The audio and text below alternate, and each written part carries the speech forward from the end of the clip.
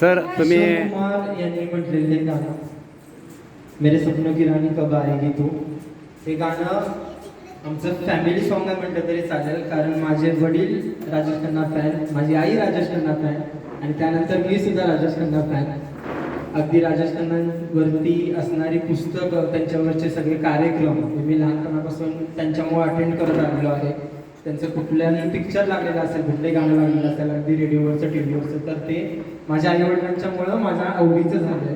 आणि त्यामुळे या गाण्याचे मॅडमने जसं मला विचारलं की अगदी सहज कसे काय आले, तर ही मूवीसुद्धा आणि हे पिक्चर म्हणजे जे डायरेक्शन झालेलं होतं गाण्याचं ते आणि हे गाण्याचे बोल हे सगळे खूप मनाच्या जवळचे आहेत. सरांनी सांगितल्याप्रमाणे गळ्यात पडो नाही पण मिळो नक्कीच सपनों की राणी असं म्हणता येईल. अनहद ग्रुपच्या वतीने माझा हा आयुष्यातील पहिला गाण्याचा प्रयत्न होता.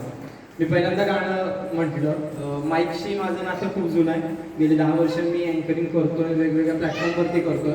आजसुद्धा कोल्हापूरमध्ये 2-3 कार्यक्रम आहेत आणि त्या 2-3 कार्यक्रमामध्ये मला अँकरिंग करायचं आहे, सूत्रसंचालक करत असतो. पण गाणं म्हणायचं धाडस होत नव्हतं. आज मला अनहद ग्रुपच्या निमित्ताने किंवा शेटे सरांनी प्रोत्साहन दिल्यामुळे आता असं वाटतं की या प्रांतामध्ये पण मी काहीतरी चांगलं करू शकतो. क्या बात आहे. त्यासाठी ट्राय करायला हरकत नाहीये. ज्याच्या वेळेला वेळ मिळेल त्या वेळेला प्रयत्न नक्की करेल. काही चुका होतील थोडाफार सुरुवातीला, पण त्याच्यानंतर चांगल्या पद्धतीचं गाणं मी म्हणू शकेन. आणि अनहद ग्रुपने आज मला इथं अँकरिंग करण्यासाठी बोलवलं आणि माझ्याकडे एक गाणं सुद्धा गाऊन घेतलं. इतक्या मोठ्या लोकांच्या मध्ये आज मला बसायला मिळालं, त्याचा खरंच आनंद आहे.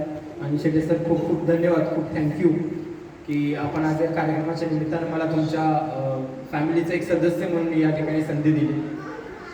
खूप धन्यवाद, थँक्यू सो मच. लवकरच आमच्या मोठ्या स्टेजवरती तुम्हाला गायनाची संधी दिली जाणार आहे. थँक्यू. Okay okay okay.